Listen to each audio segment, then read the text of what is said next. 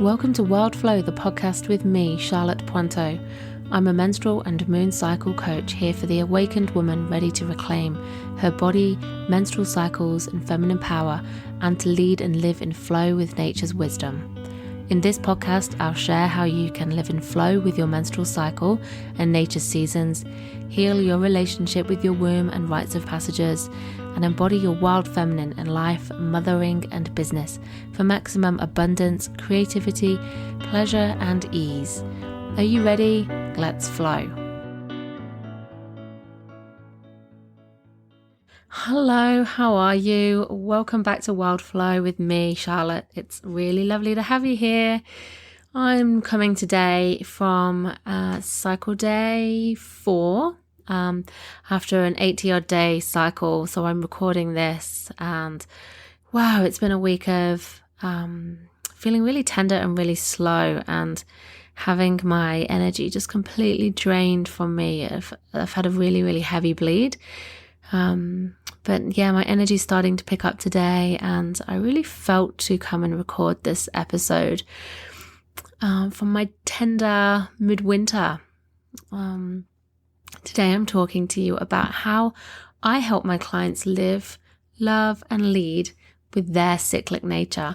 And so it felt important to me to come to you to show how I can hold space whilst I'm on my bleed as well. I've taken some time off. I've taken the last few days off. I've been completely retreated and hibernating in my midwinter. Yesterday I was on the couch all day. I had my 3 children around with me, and really I just took my foot off from holding the space and the rhythm of the day, and let them watch some TV and free play and draw and read books, and they completely trashed the house, which I have to admit was really frustrating and quite a challenge to sit with, but it was so helpful for me to not feel like I had to stay on top of anything or to keep watching them. I mean, they're very little, and they were safe and they had snacks when they needed it, and I was there present, but I wasn't structuring the day. I wasn't cleaning up after them. I wasn't preparing any activities. I just let everybody be. And for me, it was so powerful to do that. It took quite a lot of mindset work, though. I kept noticing how I had thoughts cropping up into my head like, oh, you should really be doing this. You should really be more present with them. You should be tidying your house, and you shouldn't let it get into this state. And you should not be lying on the couch doing nothing. You shouldn't be letting them watch this much TV. Can you hear a pattern here? Should. So many shoulds. And it was the voice of culture, of other people's expectations, of the pressures that we put onto women and to mothers to be giving ourselves, to be keeping ourselves clean and perfect and tidy, to be being the good mother, and to really be putting aside our needs and to be overriding, to push through. And I think that it's much more important to prioritize rested and well over perfect, tidy, even if that means burning out. So these are some of the things that I really work on with my clients to really honor their cyclical nature. So I have done that this bleed. It's been a really heavy bleed, and today I felt a rise in energy, and I'm being super tender still. I'm not emerging out of my inner winter fast. I'm going very slowly, very gently. I'm not committing to too much. I'm still really prioritizing my needs, my food intake and my hydration intake and my rest. I'm being really careful with the boundaries I have around what work I'm doing at this time. And I'm minimizing anything that feels like an effort. So I don't know if you can tell a difference in my voice or my energy today, now that I've been bleeding and I'm in a different phase of my cycle to when I last shared an episode with you, recorded the last episode. I'm here. I'm feeling good.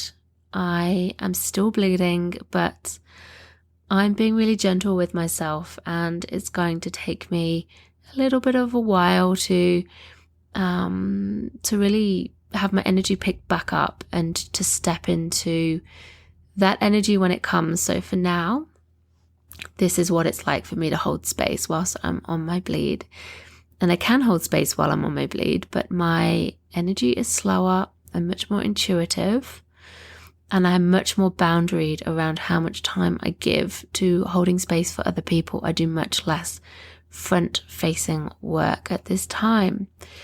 So today I wanted to share with you what my signature recipe for transformation is when it comes to empowering the incredible women I get to call my private one-to-one cycle coaching clients. I help them to surrender and to flow with their own cyclic natures.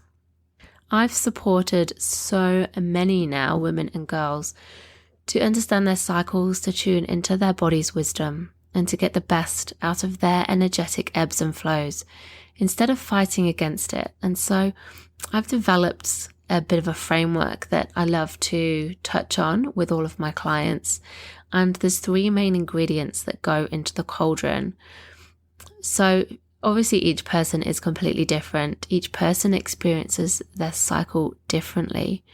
We don't go through a one-size-fits-all cookie-cutter approach, but I have 3 broad categories that I love to address to make sure that we're nurturing, that we're checking in with and reflecting on.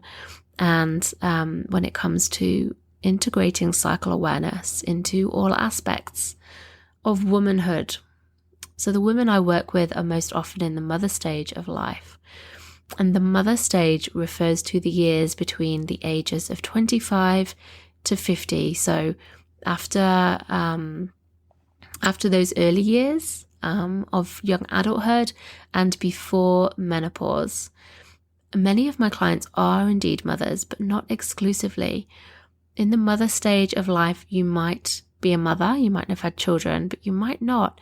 And that's still, it still applies that, you're in the mother stage of life.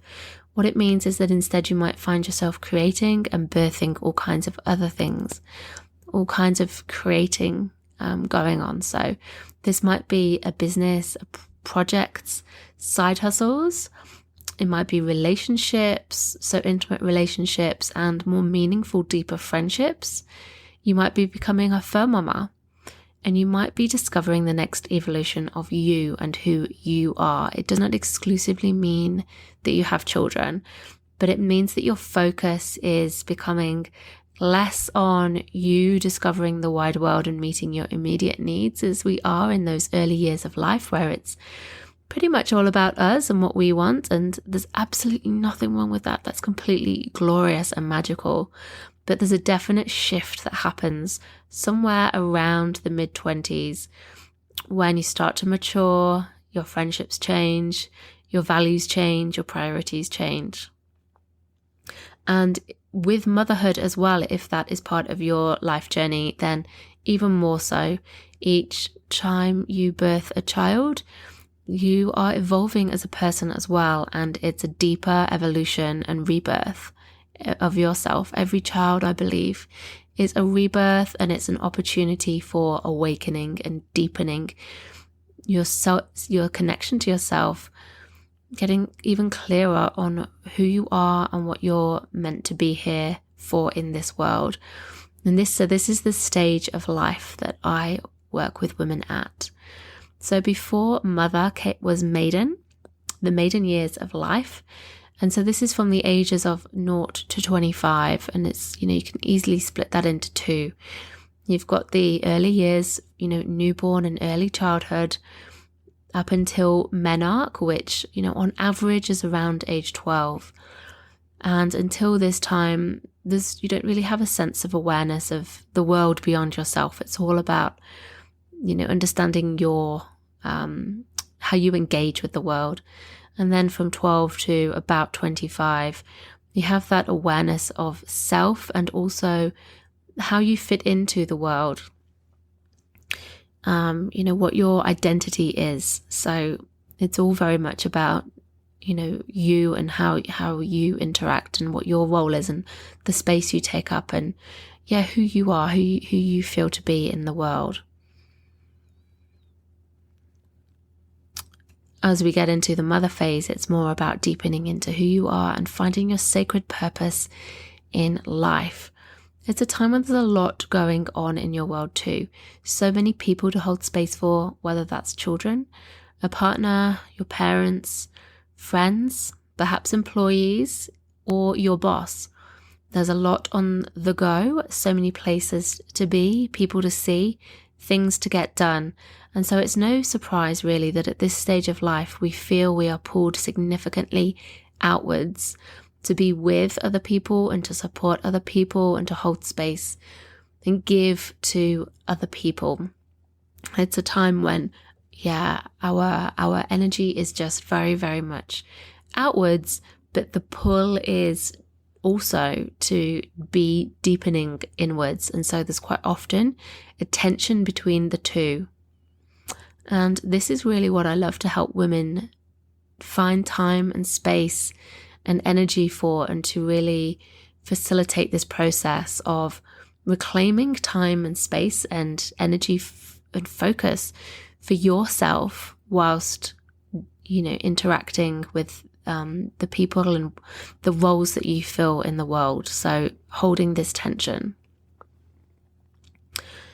So for you, this might look like being in a career that you really love whilst mothering, or it might mean that you're giving everything to a growing business and, wanting to be present in your relationships.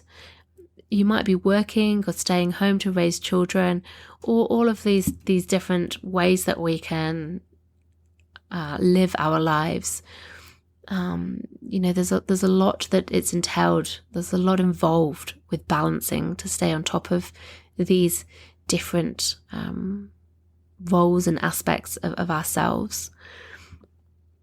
Something that is really present with all of the women that I work with is this sense of holding space for so many other people and trying to be everything to everybody, because that's what we're told that we should in this modern age.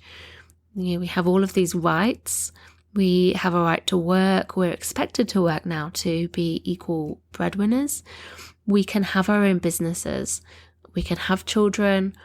And, we're expected to care for other people, to have active social lives, to have thriving partnerships. We are really expected to be everything to everybody, but I really believe that's just not possible when we wear that many different hats. We just end up with little time and energy, if any at all, for ourselves. And we really need to be mothering ourselves, or to have somebody mother and hold space for us too. So this is where I come in. I am a space holder. I listen wholeheartedly to my clients. I hear them. I see them deeply. I listen. There's no judgment. I allow them to finish their sentence without being interrupted. I allow them that space that's sacred and that's all for them and just for them. This is what I really, really love to do.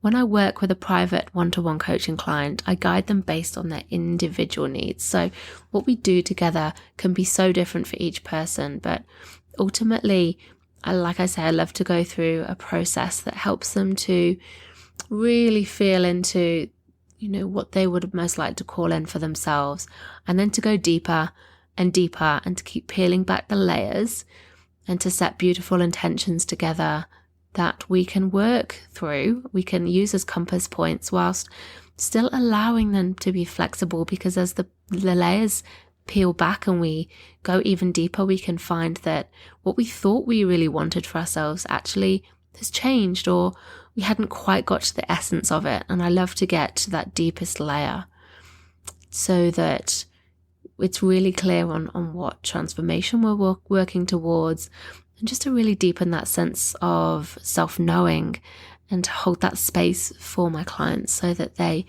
have this beautiful connection, this self-knowing, which brings about a lot of confidence and clarity, a lot of power. and just a sense of real wellness from being heard and acknowledged. So the 3 aspects that I refer to are love, lead, and live. So to live is to flourish and flow with your innate cyclic nature. So to live, so from all aspects of your life, to integrate cycle awareness throughout all of it, to live day to day, to make it a daily practice, to check in with your cyclic self, whether you have a menstrual cycle or not. We work with the cycles of nature, and we set up systems and structures, that masculine container, that helps us, the feminine, just flow within that. To love is to nourish your body, your mind, and your soul through potent, beautiful, nourishing cyclic rituals. This is really about self-care and about self-love. And it's also about your relationships, whether to partner or to children or to others. So to self and to others. Through, again, the cyclical practices. And the last one is to lead.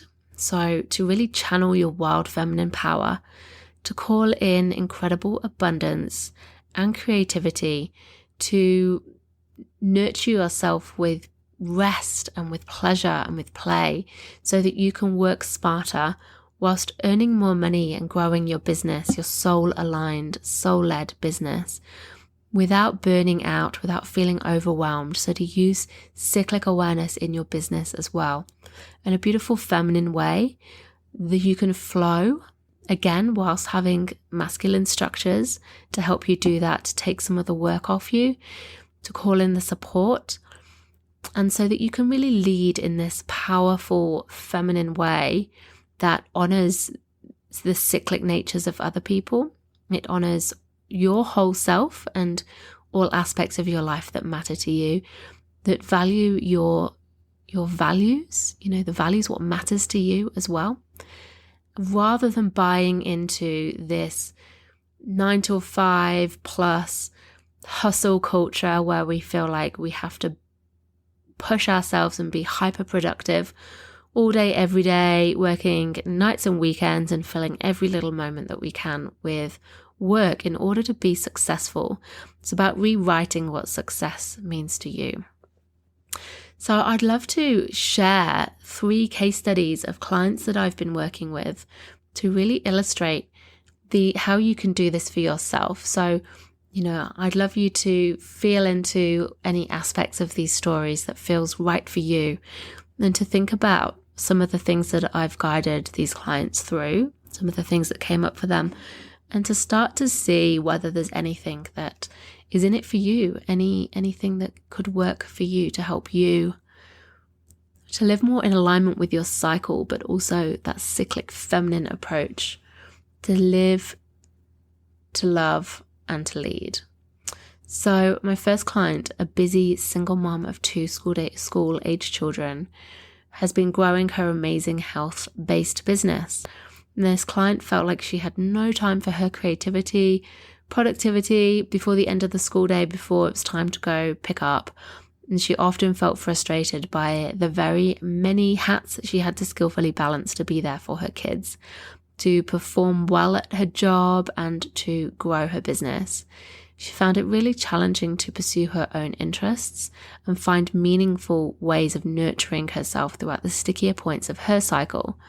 She felt really unsupported in her life as well, because she was having to do it all alone as a single mom. And so she absolutely thrived when we began a cycle charting practice for her, a daily ritual that felt like a beautiful structure and a touch point for her to check in with herself daily. She created beautiful self-care rituals as well that supported her. So a menu, if you like, of cyclic self-care rituals that were mapped out against the seasons, the phases of her cycle that she could choose from, so that, it matched how much time she had, it matched what sort of energy she had, it matched what she really felt like, rather than doing something just because she should, because that had been prescribed. She was enabled to choose what felt good for her. And these rituals supported her to drop back into her body and out of her head when she felt frustration bubbling up. And at the close of our time together, she felt so much more supported because she realized that she could call in the support from people who were around her, who she didn't initially feel she could ask, but also she found ways to give herself the support that she really needed. She was able to work less hard to make more money working with her dream clients. She created powerful boundaries that helped her to do less of what she felt she should be doing and to invoke more play and fun into her life. And she learned my powerful process of working with her cycle to optimize her creativity and productivity so that she put her highly productive energy, when she felt that, to best use because she knew when to expect it.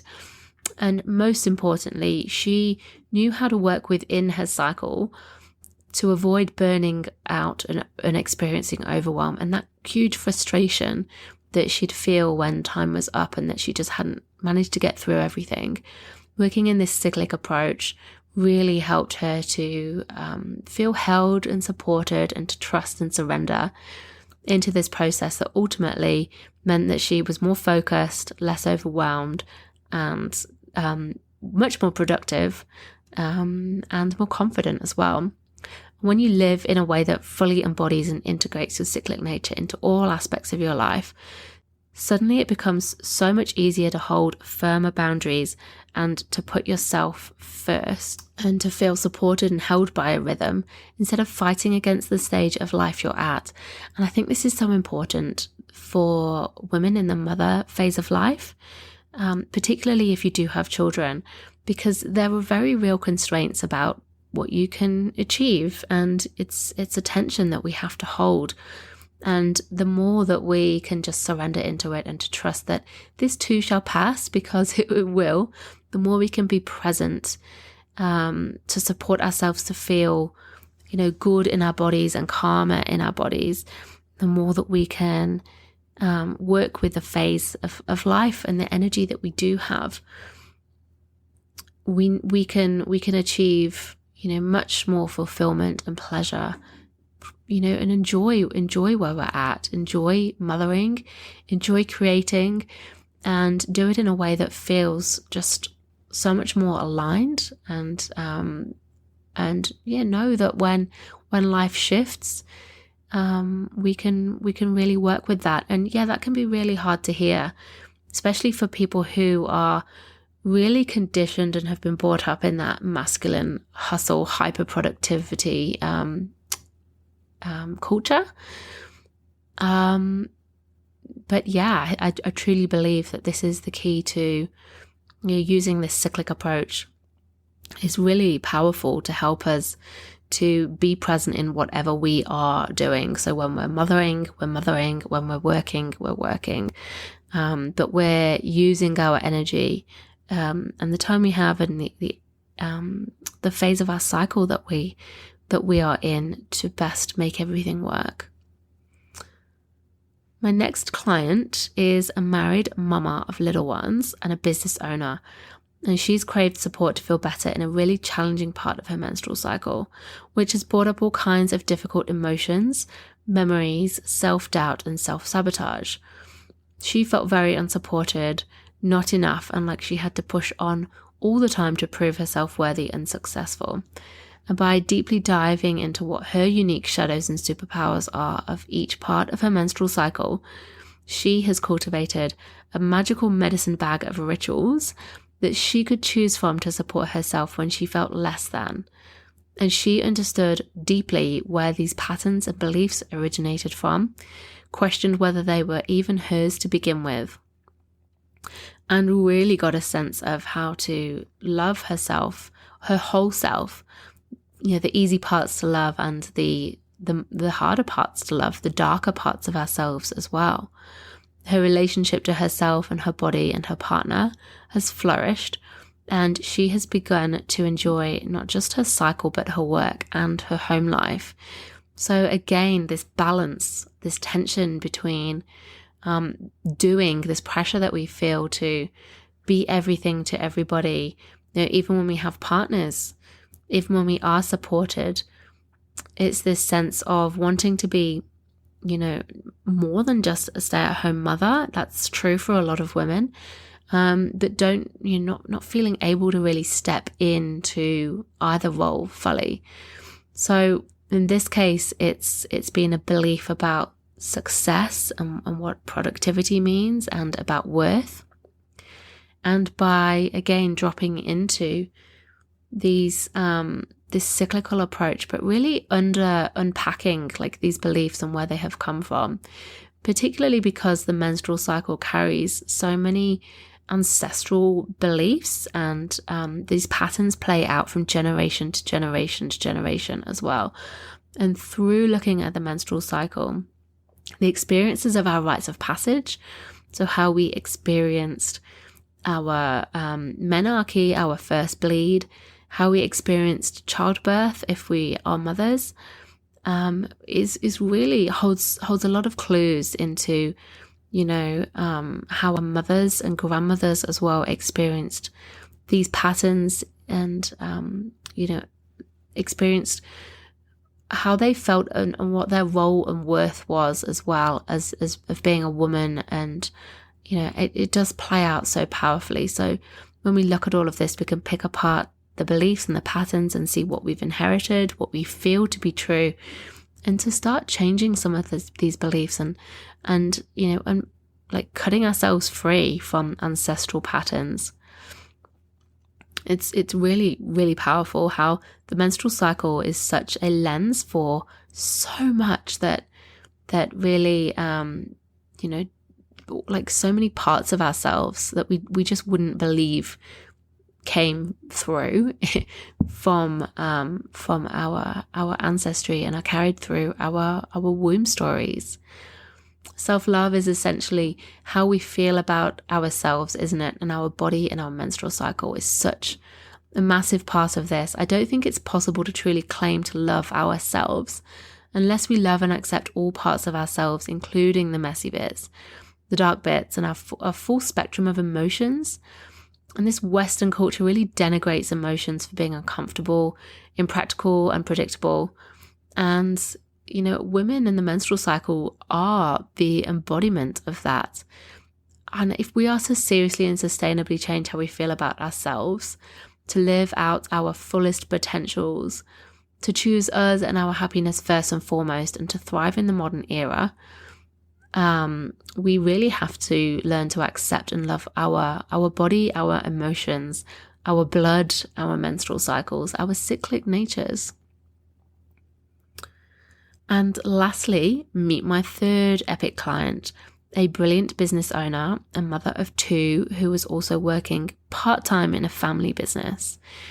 A courageous, inspiring, savvy and ambitious woman, highly capable of incredible productivity between school pickup and drop-off. But really, this sacrifice meant that she lost all time for herself and found her self-care to be non-existent. She knew what felt good to her. She could tell me what self-care meant to her, but she just didn't feel able to choose her own rest, pleasure, and fun without feeling the grips of guilt wrapping around her so tightly. For her, success meant output, and she had such a massive to-do list, and all she really felt she could do was just keep the pedal to the metal, even though her happiness and health suffered. In this, she was so busy. She had dreams of her own, and really it all had to kind of sit on the back burner because it was like survival. It was just keep going in the hamster wheel. Do you see the patterns that keep cropping up through all the different clients? But after our time together, she had mapped out her calendar work month with all of her tasks, and she'd aligned them up to the different phases of her menstrual cycle so that she was able to optimize her cyclic energy and nature. So she was able to be highly productive when her energy was naturally supportive of that.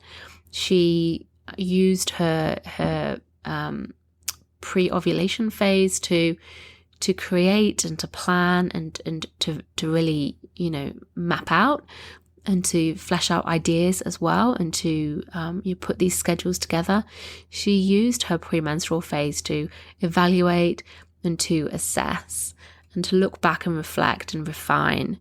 She was much more able to call in rest and play, and she factored that in across her cycle. She decided what her daughters could do for themselves and what her husband could do for himself. She called in much more support, and it freed up so much time and energy, and got rid of the guilt so that she could start to think about what she truly wanted. And it was incredible to witness the change that she went through. She began to value rest and to play, and she understood how connected it was, with productivity. She wove in beautiful rituals, more social plans that felt good to her, more family and alone time into her routine. And she felt that she could lead and prioritize her own business and her own dreams and goals without her other work suffering, and most importantly, without her health suffering. So no more burning out. And since she's gone on to grow her business, it's just really awesome to watch. The changes, the up-leveling, the ease that she is embodying, and how light and guilt-free she felt at the end of it.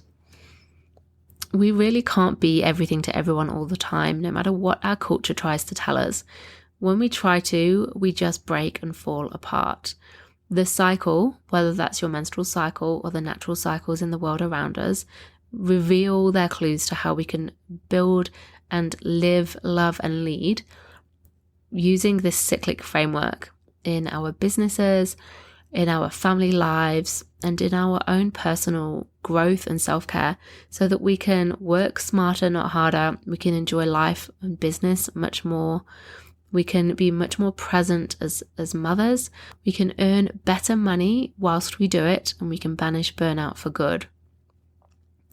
I really love to empower my one-on-one clients to do this, to find a sense of flow and to flourish by embodying and integrating the cycles and the seasons. It's how we used to live, and all we have to do is remember. And often, women are just looking, my clients are looking for permission. They want external permission to be able to do this without feeling guilt on some level. But really, we just need to be able to give it to ourselves. So I'm more than happy to hold space, to hold up a mirror, to help my clients to see, the wisdom that they already hold within themselves, and to find ways to really integrate this and to hold, loving boundaries that works for everybody. So I'd love to know, does this resonate with you? What successes have you had from using cycle awareness in your life? If you haven't, what has been holding you back? If you're looking for a space holder to guide you back into your body's wisdom, to live, love, and lead and flow with your cyclic nature, then I'd love for you to apply to work with me in my private one-on-one menstrual and moon cycle coaching.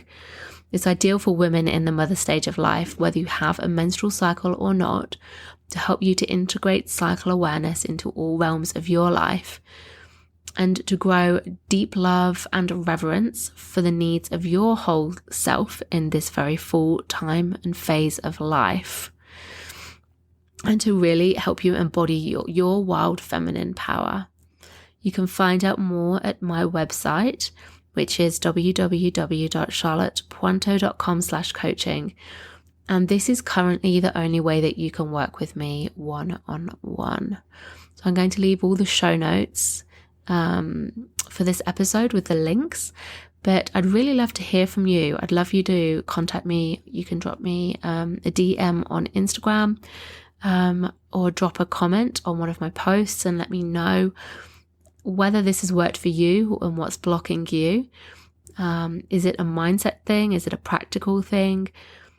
Because I believe at the heart of all of us, this is what we would love to do if we could only understand how to make it happen and lose the guilt and gain permission to be able to call it in for ourselves. So I'd love you to share this episode with anybody who you feel it could really benefit from this, anyone who's in this phase of life, anyone who is balancing motherhood with a job, or somebody who's balancing a job and a business on the side.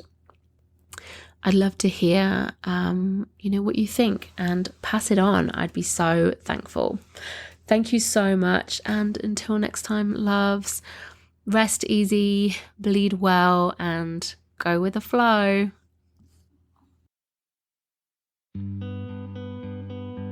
Thank you so much for listening in. If you're loving this podcast and you'd love to help me spread the wisdom shared, please leave a review or rating, or share this with somebody who you think would love to listen in. I'm really passionate about creating ripples of change and getting this information to more women, girls, and people with a cycle so that they can reclaim their cyclic natures too. And if you'd love to dive in deeper with learning more about how to connect with your cycle and rites of passages, come and join our free Wild Flow Circle community, or choose a course and learn with me on my online learning hub. All the links are in the show notes. And until next time, be well and go with the flow of your cyclic nature.